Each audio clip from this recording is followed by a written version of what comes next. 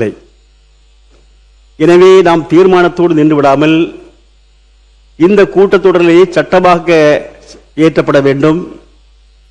ஆணை பிறப்பித்து அத்தனை நிறுவனங்களிலும் அத்தனை இடங்களிலும் தமிழ்தாய் வாழ்த்தை பாடலை கட்டாயமாக்கப்பட வேண்டும் என்று கேட்டு இந்த தீர்மானத்தை நாங்கள் மார்க்சிஸ்ட் கம்யூனிஸ்ட் கட்சி சார்பிலே ஆதரிக்கின்றோம், வரவேற்கின்றோம் என்று சொல்லி அமர்கிறேன். நன்றி, வணக்கம்.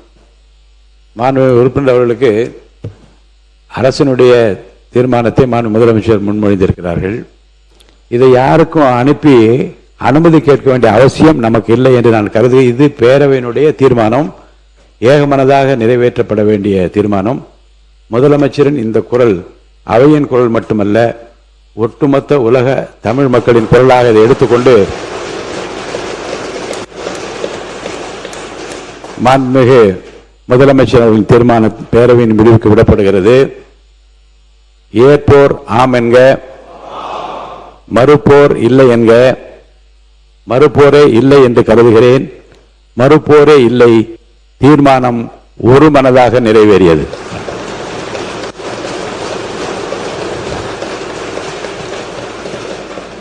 பேரவை விதி 110 கீழ் அறிக்கை அளிக்க வேண்டும் என்று மாண்புமிகு முதலமைச்சர் அவர்கள் அனுமதி கோரியுள்ளார்கள். அனுமதி அளிக்கப்படுகிறது. மாண்புமிகு முதலமைச்சர் அவர்கள்.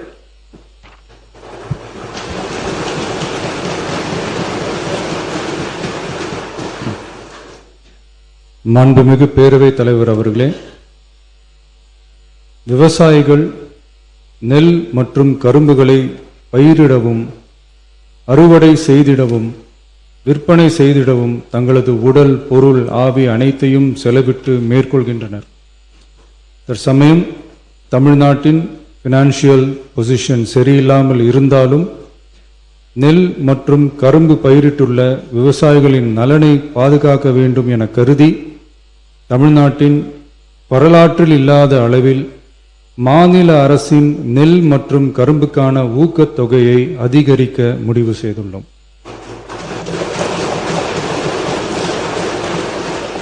நெல் கொள்முதல் பருவம் வரும் செப்டம்பர் 1ஆம் தேதி தொடங்க இருப்பதால் குறைந்தபட்ச ஆதரவு விலையுடன் மாநில அரசின் ஊக்கத்தொகையாக சன்னரக நெல்லுக்கு குவிண்டால் ஒன்றுக்கு ரூபாய் 289 மற்றும் பொது ரக நெல் ஒன்றுக்கு ரூபாய் 159 என உயர்த்தி சன்னரக நெல் ரூபாய் 2750 பொது ரக நெல் ரூபாய் 2600 என வழங்கப்படும்.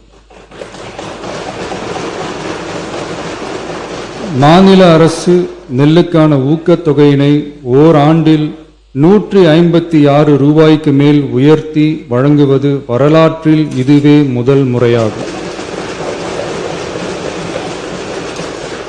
அதேபோல 2025-26 கரும்பு அரவை பருவத்தில் சர்க்கரை ஆலைகளில் பதிவு செய்து கரும்பு வழங்கும் விவசாயிகளுக்கு ஒன்றிய அரசு மெட்ரிக் டன் ஒன்றுக்கு ரூபாய் 3290.50 நிர்ணயம் செய்துள்ளது. அதற்கு மேல் தமிழ்நாடு அரசால் சிறப்பு ஊக்கத்தொகையாக டன் ஒன்றுக்கு 709.50 ரூபாய் வழங்கப்படும். இதன் மூலம் விவசாயிகளுக்கு டன் ஒன்றுக்கு 4000 ரூபாய் கரும்பு விலையாக கிடைக்கப்பெறும். கடந்த 5 ஆண்டுகளில் கரும்பிற்கான சிறப்பு ஊக்கத்தொகை 156 ரூபாய் மட்டுமே உயர்த்தி வழங்கப்பட்ட நிலையில் தற்போது முதல் ஆண்டிலேயே 360.50 ரூபாய் உயர்த்தப்பட்டுள்ளது என்பதையும் இம்மாமன்றத்தில் குறிப்பிட விரும்புகிறேன்.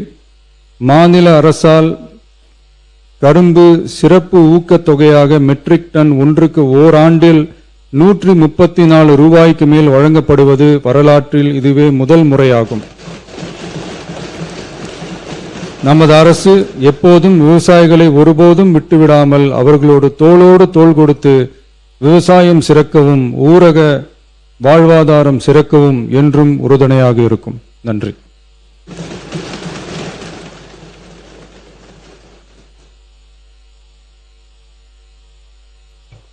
110 விதியின் கீழ் விவாதங்கள் இல்லை. பேரவைக்கு ஒரு அறிவிப்பு. சட்டமன்ற பேரவை நடவடிக்கை குறிப்புகள் தொடர்பான ஒரு அறிவிப்பு. தமிழ்நாடு சட்டமன்ற பேரவை நடவடிக்கை குறிப்புகள் கூட்டம் நடைபெற்ற அன்றைய தினமே பேரவையில் உரை நிகழ்த்திய மாண்புமிகு உறுப்பினர்கள், மாண்புமிகு அமைச்சர்கள் மற்றும் தொடர்புடைய துறைகளுக்கு அவரவர்களுடைய மின்னஞ்சல் இமெயில் முகவரிக்கு திருத்தப்படாத அகலாக சட்டமன்ற பேரவை செயலகத்தால் அனுப்பப்பட்டு வருகின்றன. அவ்வாறு மின்னஞ்சல் மூலம் அனுப்பி வைக்கப்பெறும் நடவடிக்கை குறிப்புகளின் திருத்தப்படாத நகலில் திருத்தங்கள் ஏதேனும் மேற்கொள்ள வேண்டி இருப்பின் அவற்றை மாண்புமிகு உறுப்பினர்கள், மாண்புமிகு அமைச்சர்கள் மற்றும் தொடர்புடைய துறைகள் அதன் பொருள் மாறாமல் மேற்கொண்டு 7 நாட்களுக்குள் இச்செயலகத்திற்கு கையொப்பமிட்டு அனுப்பி வைக்குமாறு கேட்டுக் கொள்ளப்படுகிறார்கள்.